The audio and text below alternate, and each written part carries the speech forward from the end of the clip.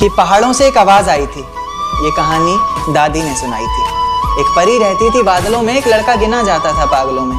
कहता था बादलों से कोई आने वाला है, जमीन पर उतरकर मेरी सांसों में समाने वाला है। उसे बिना देखे इजहार करता हूँ, कहता था मैं उसे खुद से भी ज्यादा प्यार करता हूँ। इतना सब सुनकर परी ने जमीन पर आने की ठानी। माँ ने रोका, बाबा ने समझाया, पर किसी की एक न मानी। रात का वक्त चारों तरफ अंधेरा था, रोशनी के नाम पर बस चांद का बसेरा था। अब चांद से याद आया कि चांद की रोशनी भी तो फीकी पड़ जाएगी जब वो उतरकर मेरी छत पर आएगी। तो कहानी ने नया मोड़ लिया। परी ने प्यार की खातिर ख्वाबों से रिश्ता तोड़ लिया। कहीं मैं सपना तो नहीं देख रहा, ये मेरे सामने कौन खड़ा है? कुछ बोलता क्यों नहीं, इस तरह चुप्पी साधे क्यों मौन खड़ा है?